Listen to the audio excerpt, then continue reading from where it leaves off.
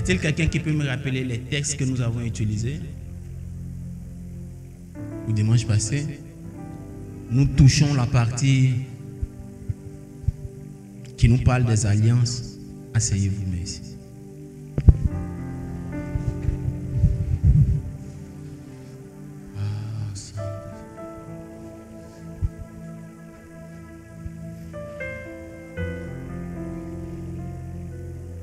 Quelqu'un peut me rappeler les textes?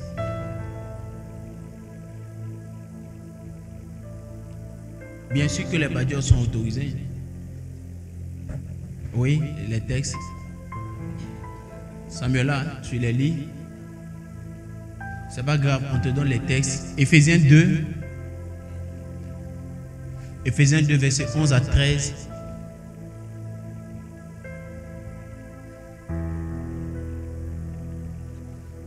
Dimanche passé, nous avons essayé d'établir,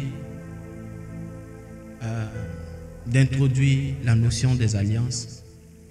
Et nous avons essayé de manière théologique d'expliquer la question de l'éloignement et du rapprochement. Amen. C'est ce qu'on avait fait, c'est ça?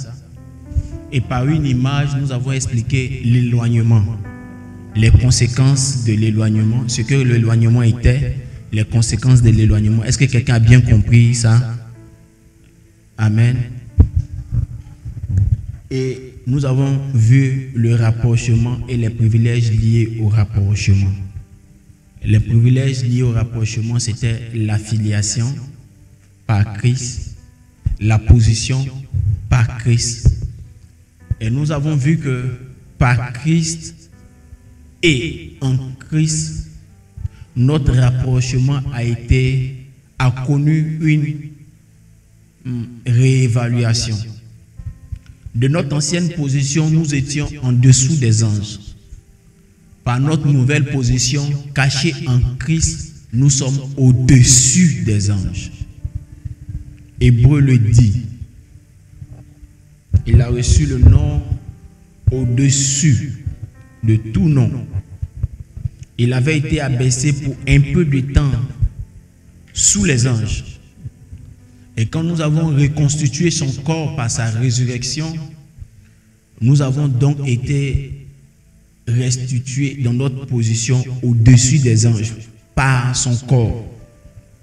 Nous avons aussi enseigné que puisque nous vivons tous dans deux mondes parallèles, il était important pour Dieu de nous rapprocher de lui en nous mettant au-dessus des anges pour ne pas que la même situation se répète, qu'un ange déchu vienne nous éloigner de lui.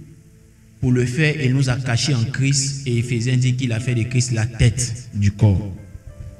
Alors, l'appellation corps de Christ est utile pour nous coller à Christ et la deuxième appellation église est utile pour représenter Christ sur la terre.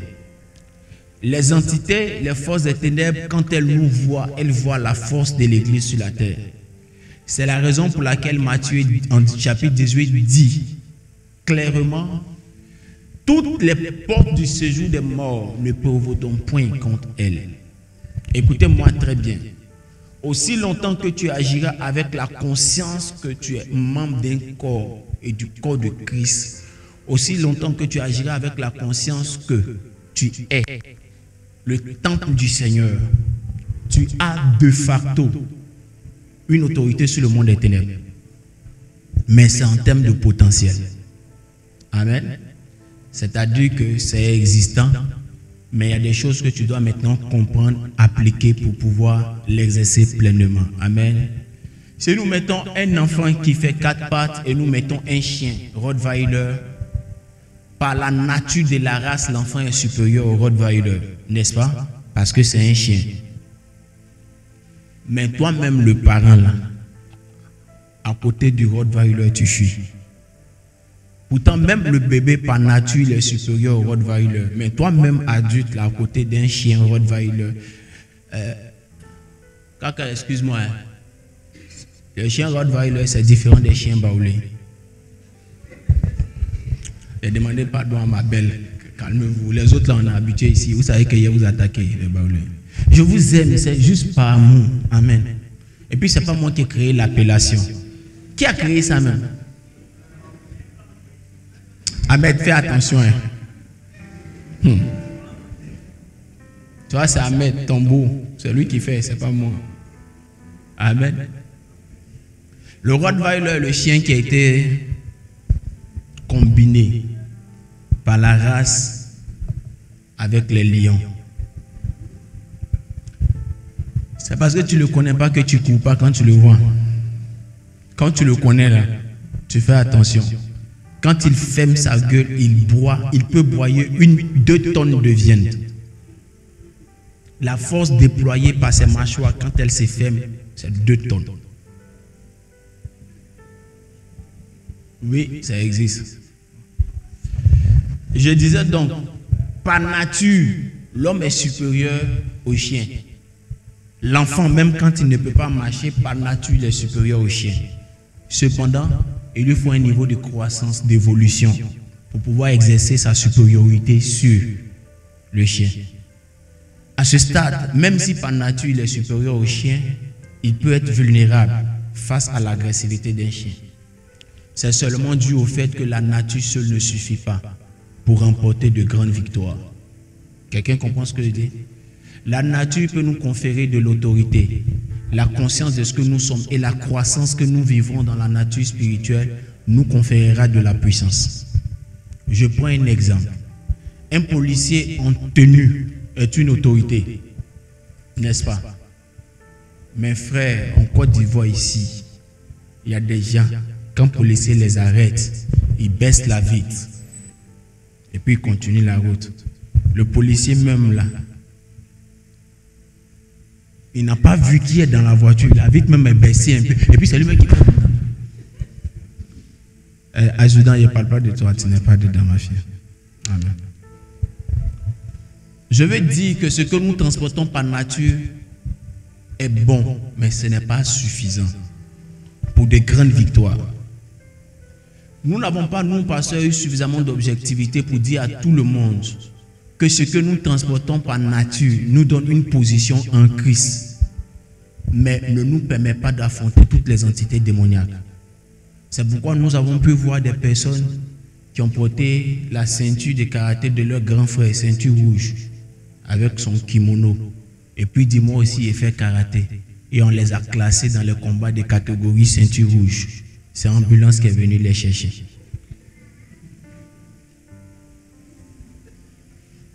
En plus de l'autorité de la nature, il te faut de la puissance.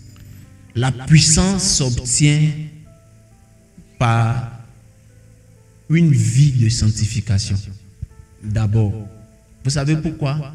Parce qu'on ne prie pas pour qu'un lion grossisse. On ne prie pas pour un éléphant pour qu'il grossisse. Il faut juste veiller à ce qu'il soit en bonne santé. Quelqu'un qui prie pour qu'un éléphant grossisse, bon, je ne sais pas quel miracle il cherche. Forcément, il grossira parce que c'est sa nature. Veille à ce qu'il soit en bonne santé. On n'a pas besoin de faire beaucoup d'efforts pour avoir la puissance dans le royaume des cieux. Il faut d'abord commencer à être en bonne santé. Et la bonne santé, selon le royaume des cieux, c'est une vie de sanctification. Pourquoi? Parce que la Bible dit, or sans la sanctification, nul ne verra la face de Dieu. C'est ta capacité à voir la face de Dieu qui te permet d'avoir le parfum de Dieu. Quand quelqu'un a mis un bon parfum, qu'il te salue, quand tu le laisses, son parfum est sur toi.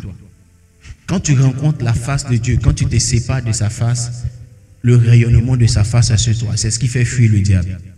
Amen. C'est ce que nous on appelle dans notre... Quand on quitte là-bas et qu'on vient ici, on appelle ça puissance. La puissance, c'est juste l'énergie de Dieu dans le ciel que nous rencontrons quand nous nous exposons par la consécration à lui. Amen.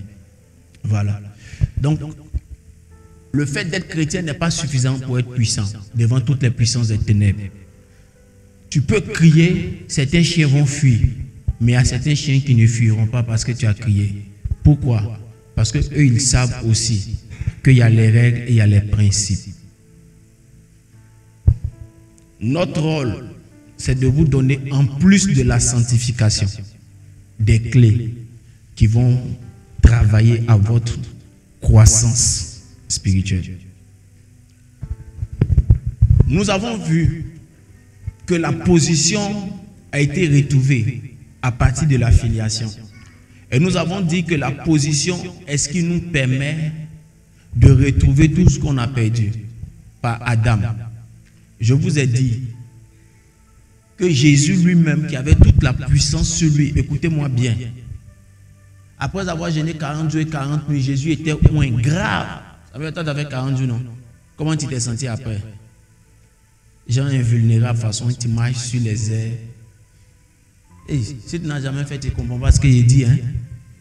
Quand tu as fait ça, quand tu sors là, c'est comme si tes pieds ne touchent pas le sol. Voilà. Tellement tu es frais et tu es léger. C'est au moins une malade à côté de toi. On ne t'a pas dit, tu tournes ton regard. Quelqu'un ici est malade, tu es guéri. Parce que c'est fort sur toi. Mais regardez, après avoir jeûné 40 jours et 40 nuits, écoutez bien, il lui fait 40 jours et 40 nuits n'influencent pas sur la nourriture. Si tu n'as pas l'argent pour payer ta nourriture, tes 40 jours et 40 nuits ne vont pas te donner à manger. Amen. Première chose, après avoir jeûné 40 jours et 40 nuits, il avait toute la puissance sur lui. Ce qui me plaît, c'est que le diable a attrapé la main de Jésus et puis il a allé le mettre au sommet des montagnes et puis il dit, regarde, tout le royaume, c'est à moi. 40 jours et 40 nuits ne lui ont pas donné de récupérer le royaume.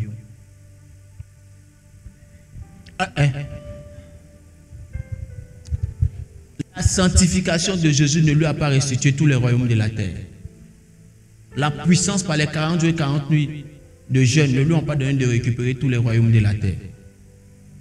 Quelqu'un comprend ce que je suis en train de dire? Ce qui lui a donné plus tard de récupérer tous les royaumes de la terre, c'est carrément autre chose. Ce qui a donné à Jésus de récupérer tous les royaumes de la terre, c'est le don qu'il a fait. C'est l'offrande qu'il a fait. Lui, dans son cas, il dit qu'il n'avait rien d'autre que sa vie. Donc c'est sa vie qu'il a donné. Toi, est-ce que tu peux donner ta vie? Tu as déjà donné ça à Jésus pour la vie éternelle. Il faut donner autre chose. Il y a des types de royaumes qui seront dans ta vie que tu ne pourras récupérer que par le principe du donner et du recevoir. Amen. Le passage de Philippiens nous parle des alliances de la promesse. Après avoir été éloigné et rattrapé, ramené à Dieu, la Bible dit qu'on était étranger aux alliances de la promesse. Il y a une seule promesse qui est la promesse suprême, c'est la promesse du salut. Amen. Mais il y a plusieurs alliances pour avoir droit aux alliances de la promesse, pour avoir droit à la promesse. Pourquoi il faut plusieurs alliances pour avoir droit à la promesse?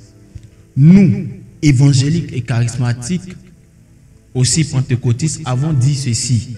C'est vrai, c'est pas faux. Il faut juste accepter le Seigneur Jésus pour être sauvé. Si quelqu'un te dit qu'il faut faire une offrande pour être sauvé, je te donne la permission. Ne le gifle pas. Prends tes chaussures, mets-les dans tes aisselles et fuis. Il n'y a pas d'offrande pour être sauvé, car l'offrande a déjà été faite. Le souci, c'est que on ne vous a pas dit que le salut est un package. Le salut vient du mot grec sozo, dans lequel se trouve la guérison, dans lequel se trouve la vie éternelle, ce à quoi on a droit premier, dans lequel se trouve la gloire, dans lequel se trouve le bien-être, dans lequel se trouve la délivrance, dans lequel se trouve la richesse. Amen. Dans sozo, toutes ces choses se trouvent. Accepter Christ active le salut, mais la fonction salut liée au ciel. Les autres fonctions dans le sozo sont activées par la compréhension des principes. C'est pourquoi on dit les alliances pour une seule promesse de salut. C'est une seule promesse, mais comme c'est un package, il faut savoir tisser les alliances qu'il faut pour pouvoir activer tous les packages de cette alliance. Aujourd'hui, je vous parlerai de l'alliance financière, qu'on classe dans les 3 catégories d'alliances, ce qu'on appelle la théologie des alliances. Je vous en ai parlé.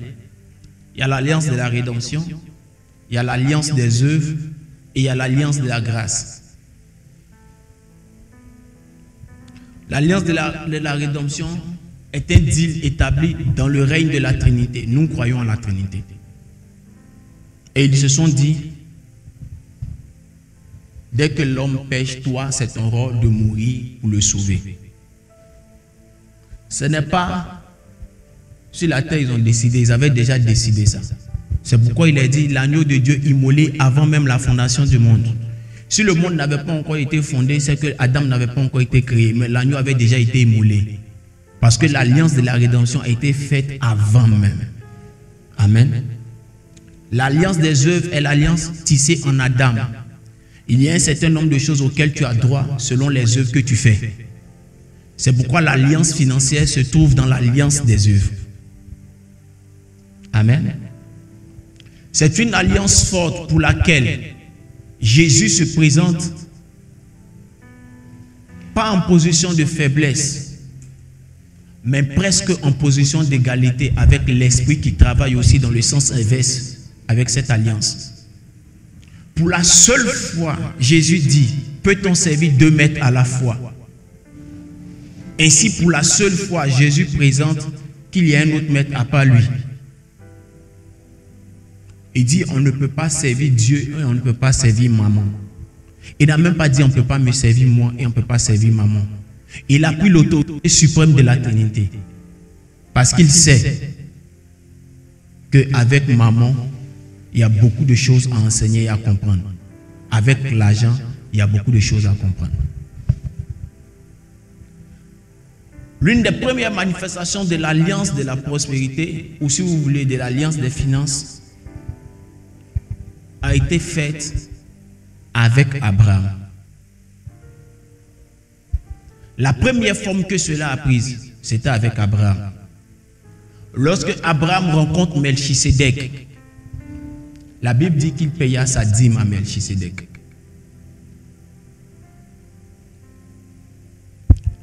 On a posé la question à Bill Gates, pendant qu'il était le plus riche du monde. Qu'est-ce qui a fait de toi l'homme le plus riche du monde? Il dit en principe, c'est que 2 valeurs. C'est l'un des pasteurs qui enseigne sur les finances qui le disait, un Congolais. On lui demandait c'est quoi les valeurs qui t'ont donné d'être au sommet financièrement.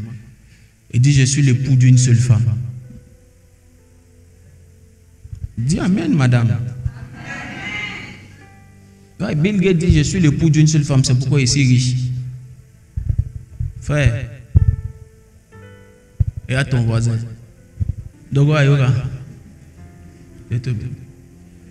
Il dit, je suis l'époux d'une seule femme. Donc, quand on épouse une seule femme et on reste époux d'une seule femme, c'est un facteur. Non, ça peut être un facteur. Non, ça peut. Ça dépend de qui tu as épousé. Si tu as épousé quelqu'un qui est budgétivore, il y a 2 cas. Si tu as épousé une gestionnaire, il y a un seul cas. Vous partez vers la prospérité. Non, mais il n'y a que des gestionnaires femmes dans cette salle. N'est-ce pas, Ounès? Acclamez-vous. Il n'y a que des femmes qui ajoutent de la valeur à leur famille, à leurs époux dans cette salle. Amen. La deuxième chose qu'il a dit, il dit, la deuxième raison, c'est parce que je paye ma dîme.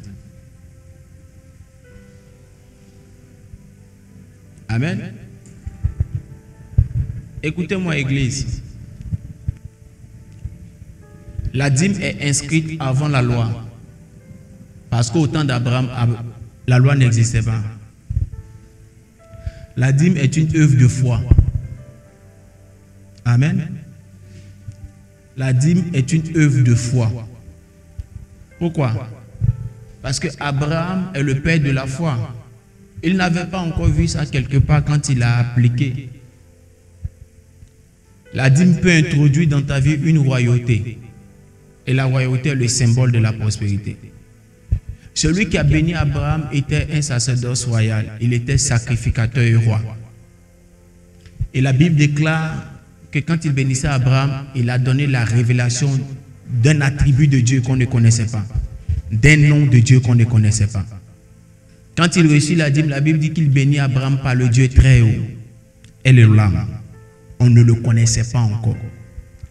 Abraham, par la suite, a dit au roi de Kedar Laomer, qui a dit: je vais te donner des biens. Il dit: je n'ai pas besoin de tes biens pour ne pas que tu dises que j'ai enrichi Abraham.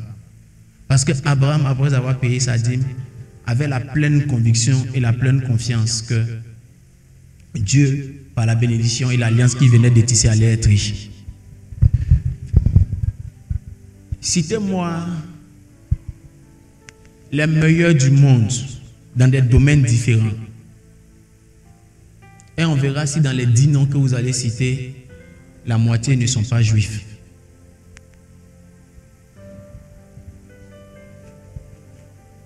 Le constat est que l'obéissance d'Abraham a introduit dans sa lignée une couronne. Et comme la couronne est symbole de position, de primauté et de priorité, ça fait que tous ses enfants sont en primauté et en priorité.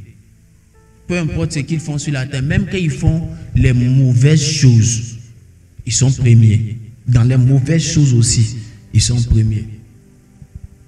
Je peux me tromper, vérifier. Bernard Madoff, est-ce qu'il n'est pas un peu juif quand même? Vous le connaissez, non? Madoff. Il est juif aussi. Vérifiez. Madoff, c'est l'homme qui a fait le plus gros casse au monde. Il a volé très stratégiquement. Amen. La Bible, quand elle parlait de l'alliance d'Abraham, elle dit que l'alliance d'Abraham a été érigée en loi pour Jacob et en alliance éternelle pour Israël. Le jour où la loi était donnée au peuple d'Israël, écoutez-moi très bien, le jour où la loi était donnée au peuple d'Israël, vous savez quelle est la dignité qui est venue attaquer le peuple d'Israël? Moïse est monté sur la montagne pour aller prendre la loi, manifestation de l'alliance. Au moment où il descend, il se rend compte qu'il y a une divinité qui est venue entrer dans le peuple. Et cette divinité, c'est le veau d'or. Pendant que l'alliance était en train d'être conclue par la force de la loi, par la manifestation de la loi, le diable vient attaquer le peuple d'Israël, pas pour les tuer, mais il vient attaquer le peuple d'Israël par la divinité de Mammon. Ce que beaucoup ne savent pas, c'est que le veau d'or est le symbole de Mammon. Madoff est juif. C'est le meilleur voleur du monde. Là encore même, il est juif. Quand vous regardez le veau d'or, il faut vous déplacer pour aller dans la rue du World Trade Center. Tapez le taureau de World Trade Center. Et vous allez voir que son symbole y est. Le même veau d'or se trouve aujourd'hui à Babylone, au World Trade Center, là où les finances du monde sont gérées. Pendant que la loi était en train d'être donnée à Jacob comme alliance, il s'est introduit pour les attaquer. Je suis en train de parler de loi de finances ou d'alliance de finances. Quand nous entrons dans le Nouveau Testament, beaucoup de personnes croient que Jésus a annulé la dîme. Alors qu'en Matthieu 23, 23, il a dit, au lieu de simplement payer la dîme, il faut être un peu plus juste. Ne payez pas que la dîme, en plus de la dîme, soyez juste. En plus de la dîme, attachez-vous plus à Dieu. Donc il n'annule pas, il a reconduit avec lui ses valeurs, qui sont des valeurs de justice et de sainteté. Mais là, Jésus et son Père nous apprennent une autre loi. Jésus est appelé premier-né de la création. Qui le sait? Il est le premier-né de toute la création. Amen. Au jour de la fête des prémices, Jésus se présente au temple. et il déclare ouvertement qu'il est le premier-né de la création. Détruisez ce temple, je le rebâtirai en 3 jours. Le Fils de l'homme sera élevé. Il est en train d'annoncer qu'en tant que premier-né de la création, il va être tué comme symbole de prémisse. Et quand il se soumet à cette règle et qu'il accepte de mourir comme prémisse, lui qui a été déclaré saint verra à sa suite nous autres, sur plusieurs décennies, une génération de personnes s'élèvera, portant avec eux la marque de la sainteté, professant Christ comme étant leur frère aîné, comme étant leur Seigneur et leur Sauveur. Écoutez, pourquoi c'est ainsi? C'est juste ainsi pour que 2 choses nous soient enseignées. Par le côté spirituel, par sa mort, nous avons le salut. Par le côté spirituel financier, de l'alliance financière, il introduit une autre loi, qui est la loi des prémices. C'est pourquoi quand on lui pose la question de quelque chose qui est plus essentiel pour lui, il répond. Le même discours où il annonce que les gens se réveillent matin, ils vont travailler, les gens se soucient comme les païens de ce qu'ils vont manger et boire.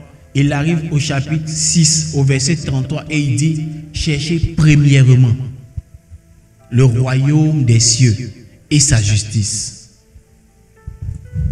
Dieu va au-delà, par Jésus, il va au-delà dans le Nouveau Testament du principe de la dîme comme étant une alliance hier.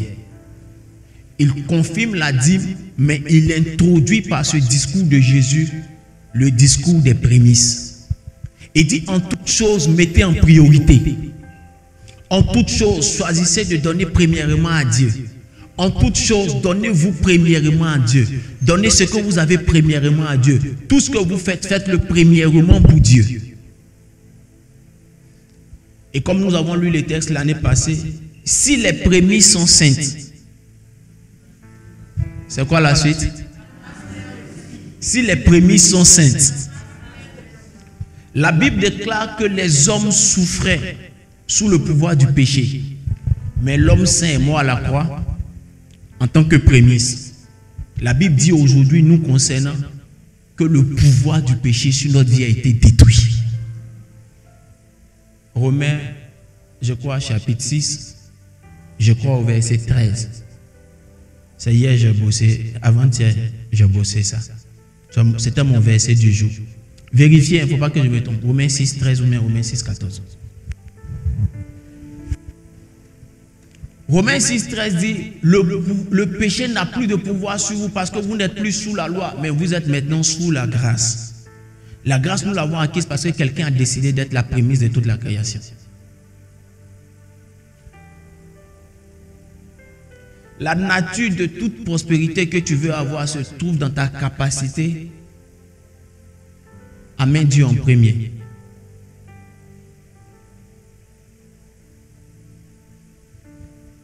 C'est ça?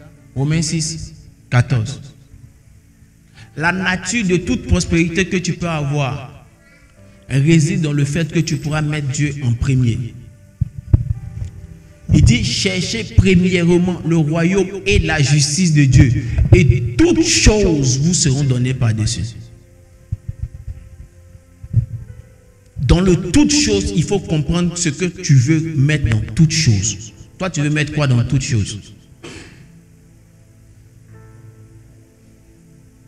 Tu veux mettre quoi dans toutes choses?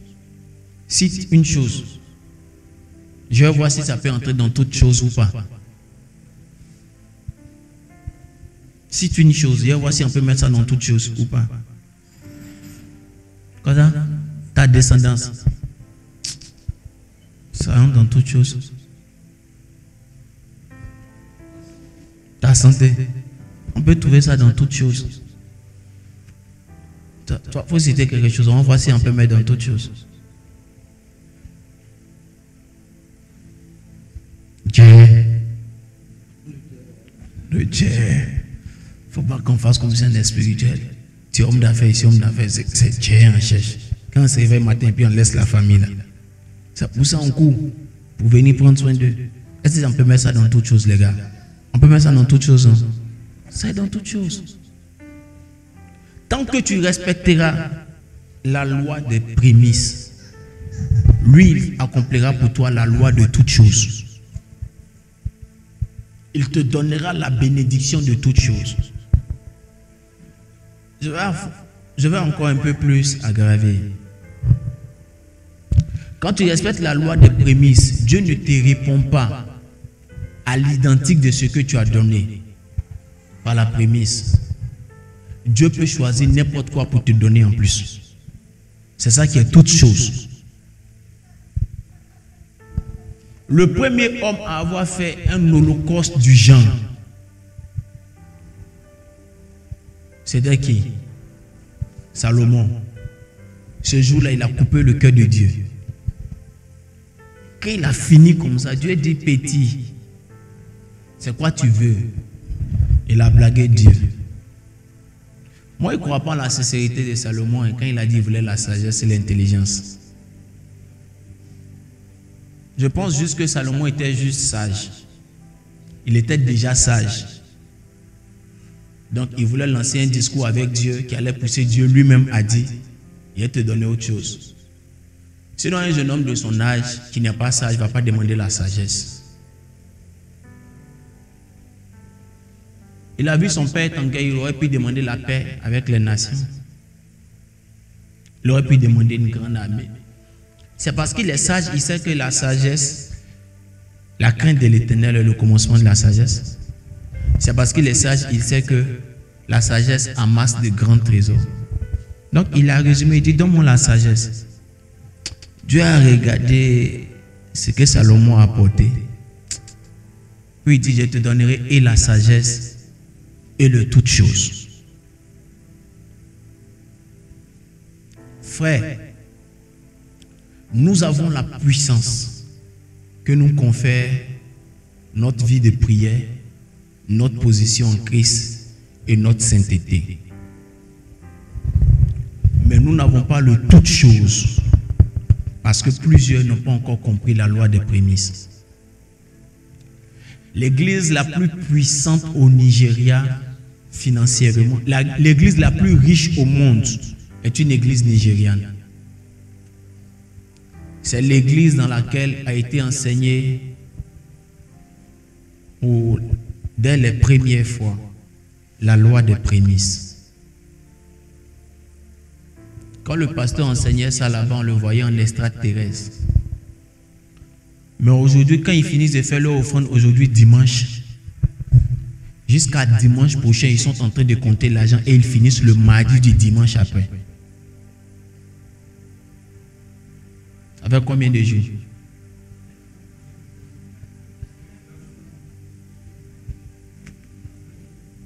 Ça fait au moins 9 jours où ils sont en train de compter leur offrande.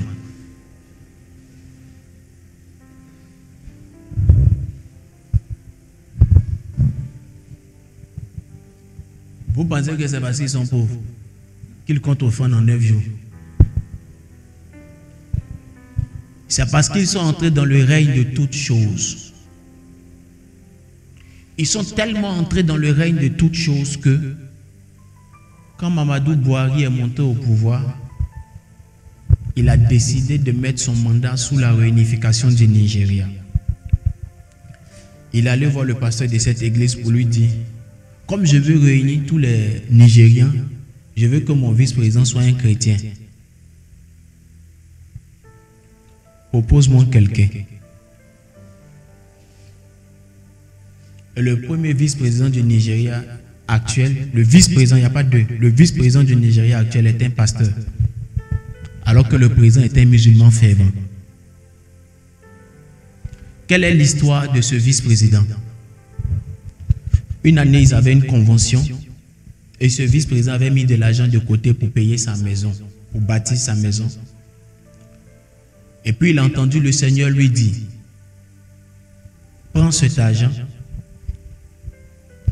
et achète à manger, prépare à manger pour tous les conventionnaires.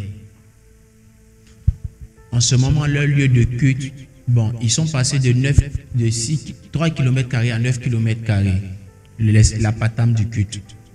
Je ne sais pas en ce moment ils étaient combien. Mais il a préparé à manger pour tous les conventionnels. Il dit dans son témoignage que l'argent qu'il a réservé pour sa nourriture, pour sa maison là, n'a pas suffi. Il était obligé de s'endetter. Quand il a fini d'obéir à Dieu, les années qui ont suivi, il est juriste de formation. Vous pouvez vérifier les informations. Il est juriste de formation. Si vous tapez vice-président du Nigeria, vous allez voir. Mais en tant que juriste, on ne le connaissait pas partout dans le monde. Mais parce qu'il a fait quelque chose qui a été fait pour la première fois. Par loi de prémisse, aujourd'hui, il est vice-président du Nigeria. Nommé par un musulman. L'alliance financière change de forme selon les saisons.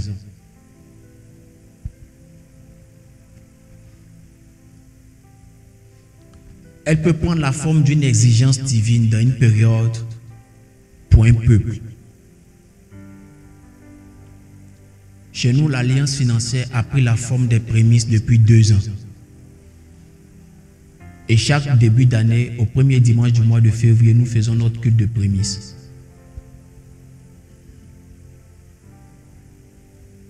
Vous n'imaginez pas comment on se sent bien de payer une prémisse. Parce qu'on sent la sensation de l'insécurité. Et cette sensation de l'insécurité fait naître en toi la foi que tu dépends de Dieu. Je dis toujours, je n'aime pas attraper sa main, je préfère que lui, il attrape ma main. Parce que si j'attrape sa main, que j'ai peur, je peux m'effrayer et laisser sa main. Mais quand j'obéis à la loi des prémices, il attrape ma main. Nous avons beaucoup de témoignages de personnes ici, à commencer par le pasteur lui-même, qui ont obéi à la loi des prémices. Si le pasteur rentre pour lui, on va dire que c'est un montage. D'autres pourront rendre leur témoignage en temps voulu. Vous verrez la puissance des prémices. La première fois que Dieu m'a parlé des prémices, il me disait ceci: regarde dans ton Orange Money, tu viens d'avoir 1 million, donne-moi ça. En fait, il ne m'a pas dit ça comme ça au début. J'étais en train de méditer à la maison, ma femme était sortie. J'entre sous la douche, j'ai dit je vais prendre quelque chose dans la douche, et puis j'entends une voix claire qui dit l'Éternel demande un sacrifice. C'est dans la douche ici, tu as demandé un sacrifice. Arrête pour toi là. Il me donne un verset, je retourne dans la chambre, je prends ma Bible et le verset là dit l'Éternel demande un sacrifice. Il dit oui, je t'écoute. Il dit tu viens d'avoir 1 million sur ton compte. C'est ton premier million. Je vérifie mon compte Orange Money. On venait de me faire un virement la veille. Donc effectivement j'avais 1,40 million. Il dit donc tu viens d'avoir 1 million. Il dit oui. Il dit c'est une prémisse. Il dit tu parles de quoi? Il dit c'est à moi. S'il était sous la forme physique et qu'il était à côté de moi, je suis sûr qu'il allait sentir la force de mon regard.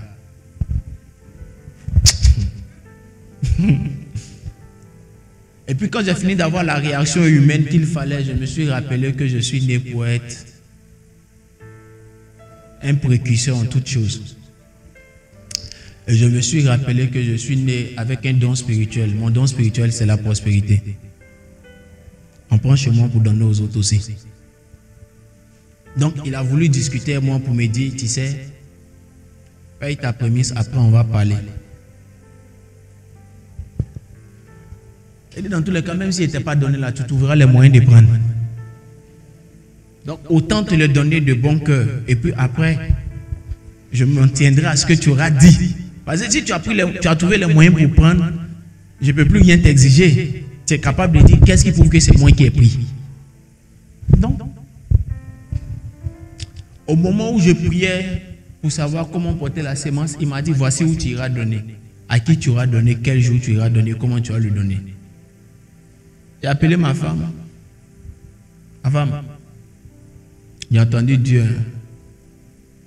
Elle dit comment ça? Elle était au travail. Elle dit l'Éternel dit viens un sacrifice. Elle dit quand il est arrivé à la maison, on parlait de ça. Quand on est arrivé, elle s'est assise et je lui ai parlé de ça. D'accord, j'ai compris. Le lendemain matin, elle s'est réveillée tôt et puis elle m'a réveillé. Tu es sûr que c'est Dieu qui t'a parlé?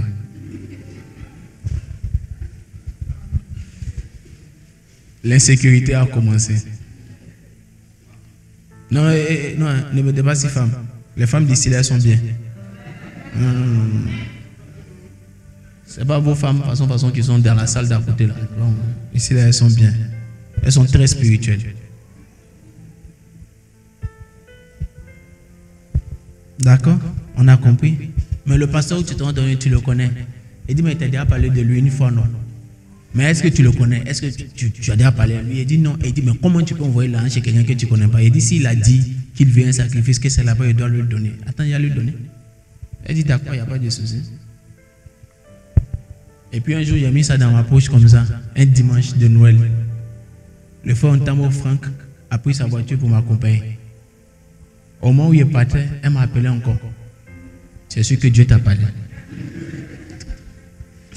Parce que si tu es parti donner là, il ne reste que 40 000. Si quelque chose nous arrive, il ne reste que 40 000. Et ça fait un tic dans ma tête.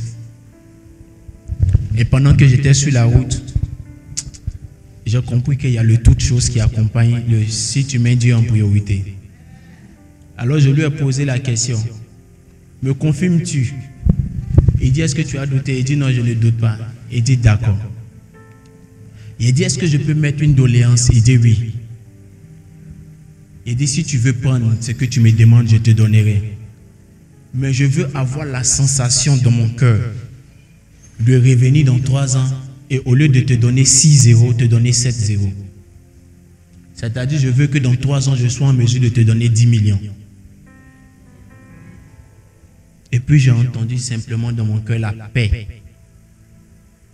Il s'est allé donner l'offrande à l'homme de Dieu. Il ne sait pas en ce moment son église faisait combien de membres, peut-être 2000 membres, 3000 membres, moi il ne sait pas. Il m'a juste reçu, il a pris l'offrande, il l'a donné à sa gestionnaire. Dieu te bénéficie. En dangereux, il a battu.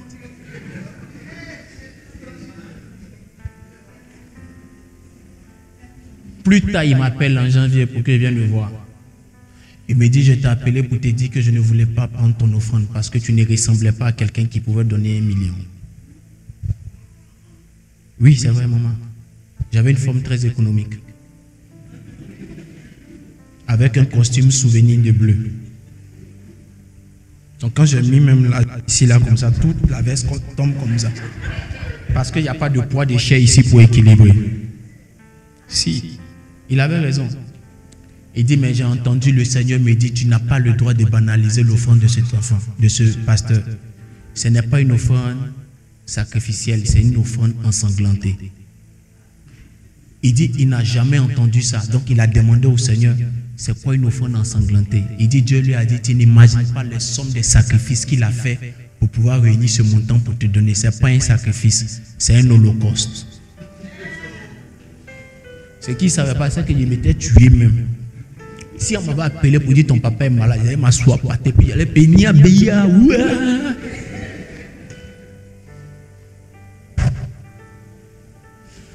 Tu m'as mis dans le problème, tu m'as blagué. Maintenant mon papa est malade, j'ai fait comment? En cours le témoignage.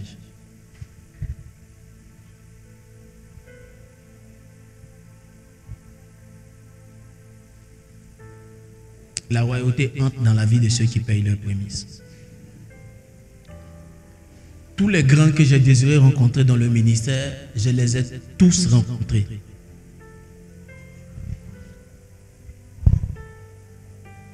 J'ai désiré que le révérend Alpha Lukao, 3e fortune ministérielle dans le monde, qui règne en Afrique du Sud, j'ai désiré qu'il prie pour moi. Il a prié pour moi. J'ai désiré avoir les secrets de sa prospérité. Je les ai eus. J'ai désiré que la 2e fortune ministérielle du Ghana, Pasteur Aguinassa, ait pris pour moi. Il m'a reçu dans son bureau, il a prié pour moi. Il nous a même inscrit, ma femme et moi, sur la liste de ses fils spirituels. J'ai désiré rencontrer l'une des 2 premières fortunes ministérielles de Côte d'Ivoire, la personne du pasteur Raoul Wafo. Je l'ai rencontré. Et vous connaissez la suite. Depuis 12 ans, j'avais désiré entrer dans le cercle des protégés et fils de pasteur Bangoré Dominique. Aujourd'hui, c'est chose faite. Et je suis sur la liste de ces orateurs privilégiés pour ces conférences. J'étais disgracié dans mon organisation. Aujourd'hui, je suis le secrétaire, le numéro 2 de la région la plus grande en termes d'église, en termes d'offrande et en termes de pouvoir.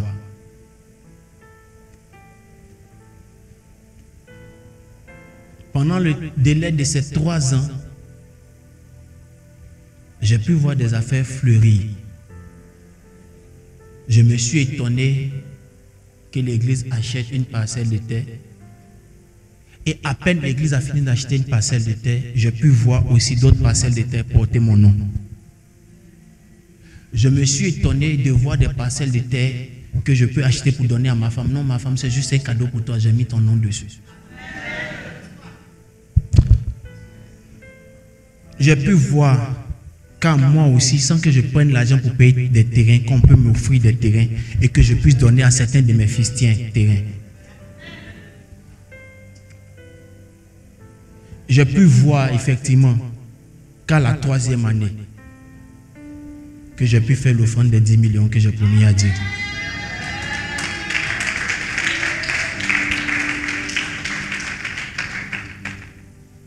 Là encore, c'était une prémisse. Il est trop stratégique, le monsieur. À la 3e année, il te bip. Quel est ce bip-là? Je connais le son de ce bip-là. C'est un son particulier. Le bip du Seigneur, c'est des numéros, c'est des sonneries qui n'existent pas dans ton portable. Mais quand lui t'appelle, quand lui te bip, c'est ça qui sonne. J'ai senti un bip. J'ai dit, quel est ce bip-là? Il dit, décroche, tu vas savoir. Il dit, ah! Quand j'ai décroché comme ça, il dit vérifie. Il dit vérifier quoi? Il dit, ah, il y a 3 ans, toi et moi on a parlé, il faut vérifier. Donc quand je vérifie comme ça, il dit ça atteint, non, il dit oui, il dit donne-moi. Là où il était là, il dit, tu prends quand? Là je fais malin maintenant, je suis en position de force. S'il te plaît, tu récupères ça quand? Dépêche-toi de récupérer parce que j'ai vu le principe. Et je m'attends à plus.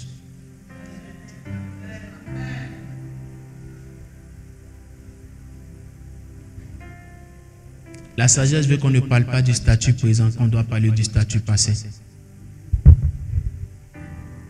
Mais j'ai adressé une prière à Dieu. Et j'ai dit à Dieu, je voudrais que chaque année tu ajoutes à l'assemblée, mais assez régulièrement, des personnes dont la dîme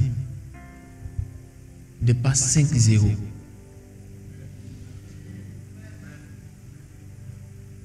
Je ne citerai pas le nombre de personnes dont les dîmes dépassent 5 zéros dans l'assemblée. Par question de sagesse. Là où il y a 7 ans, le cumul des dîmes nous donnait quoi? 45 000, c'est ça? Le cumul des dîmes, il y a 7 ans, donnait environ 45 000. Aujourd'hui, souvent, la dîme d'une seule personne peut faire 2 fois, souvent 3 fois. Pour certaines personnes, 4 fois. Pour d'autres personnes, 5 fois. Pour d'autres personnes, 7 fois. Pour d'autres, 10 fois. Pour d'autres, 11 fois. Pour certaines personnes, souvent 12 fois. Frères et sœurs, je vous promets qu'on sera l'une des églises les plus prospères.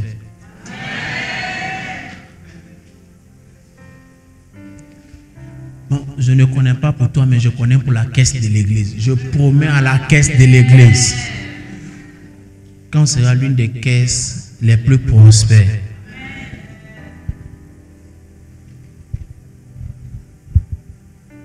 J'ai un challenge. Le temps viendra où je parlerai en long et large de ce challenge.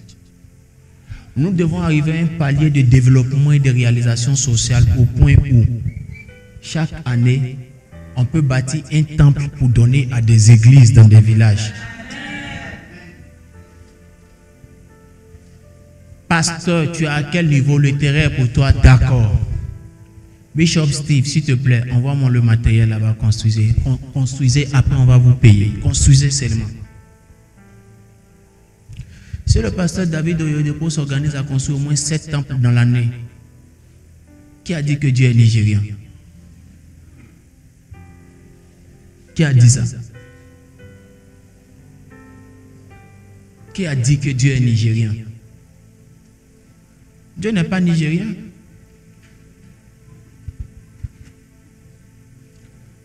Maman Yapi, nous allons arriver à un palier de développement tel que il y a des chefs de banque qui ont venu faire culte avec nous.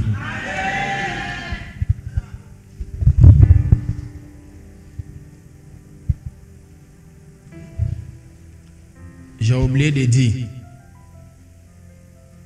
que pendant les 3 ans là, ou à la 3e année, j'ai donné ce que Dieu voulait là. Je crois avoir fait un cumul d'offrandes de plus de 3 à 4 millions à des hommes de Dieu différents. Donc après qu'un monsieur assis, il dit, donc s'il n'est pas fait offrande ça là, qu'il te donne mes 10 millions, il me reste au moins 3 millions. Et Seigneur, il fallait me dire vite. Frère, ne soyez pas attaché à l'argent, soyez attaché au principe qui donne l'argent. Ne courez pas derrière l'argent, courez derrière le principe de Dieu. Courez derrière la priorité que vous allez donner à Dieu. Aujourd'hui, la notion des prémices est régulière et elle enseignée un peu partout. Je peux vous dire, je peux vous l'assurer, tous ceux qui ont compris cela et qui ont su l'appliquer, on peut voir Dieu les visiter. On peut voir Dieu les accompagner. Rendez-vous sera pris pour le premier dimanche de février pour notre culte d'alliance des prémices. Nos challenges sont énormes. Ça n'a rien à voir avec des besoins. C'est juste des défis de pouvoir être en bénédiction à beaucoup d'autres ministères, de pouvoir être en bénédiction à beaucoup d'instituts et d'institutions de la nation. J'étais choqué quand il y a eu l'accident ici dans la ville. J'étais à l'hôpital avec le directeur de l'hôpital.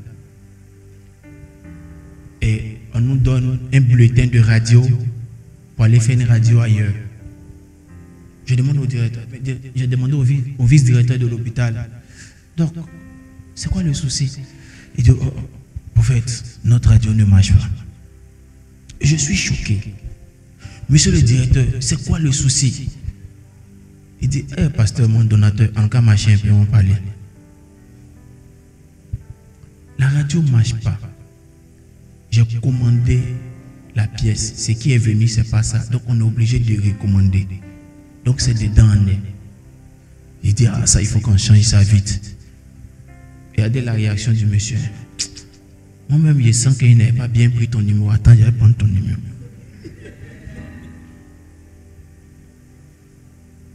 Regardez, on doit répondre à ce genre de besoin.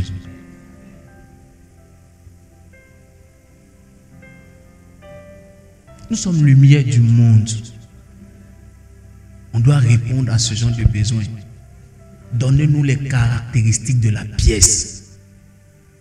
On appelle 3 numéros de nos meilleurs médecins en Côte d'Ivoire ou bien de nos meilleurs laboratoires qui sont dans les business des pièces, comment ça s'appelle, du matériel médical. Voilà les caractéristiques. Assurez-vous qu'on peut trouver ça. Et puis quand on te pose la question, c'est quel type tu dis, et puis on te dit c'est cher. Et puis tu dis, est-ce que je t'ai dit du prix? Il dit, il faut trouver où on peut avoir. Et puis on peut avoir ça quand? Quand on nous dit, et puis on dit, bon d'accord, qui fait le virement? Pasteur Stéphane ou bien quelqu'un va faire. Et puis quelqu'un dit, non, Pasteur Stéphane, laisse ça, je fais le virement.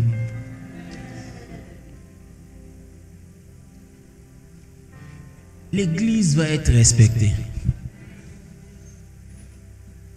Parce que c'est le temps prophétique où l'église doit être respectée. La Bible dit, la montagne de l'Éternel s'élèvera au-dessus des autres montagnes. On ne peut pas s'élever au-dessus des autres montagnes que par la spiritualité. Les gens ne te voient pas prier. Et puis même ceux que tu rencontres dans les hôpitaux pour prier pour eux, là, ceux qui ont l'argent disent c'est parce qu'ils n'ont pas l'argent pour se soigner, c'est pourquoi ils ont la foi en ta prière. Sinon, ceux qui ont l'argent pour se soigner, là, pip, ils prennent leur avion, ils vont se faire soigner en Afrique du Sud.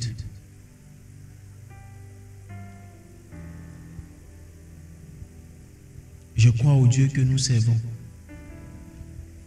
Et je sais qu'il est en train de créer quelque chose de nouveau. La loi des prémices est la plus forte loi. C'est celle à laquelle Jésus lui-même s'est soumis. C'est celle à laquelle il nous appelle de nous soumettre par le Matthieu 6, 33. Cherchez premièrement le royaume des cieux. Donnez premièrement pour le royaume des cieux. Et vous verrez si l'Éternel ne vous donnera pas toutes choses. Dieu nous bénisse abondamment. Que sa grâce soit notre partage.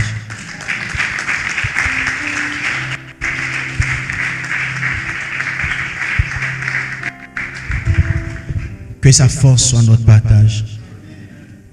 Que sa puissance et son autorité soient notre partage.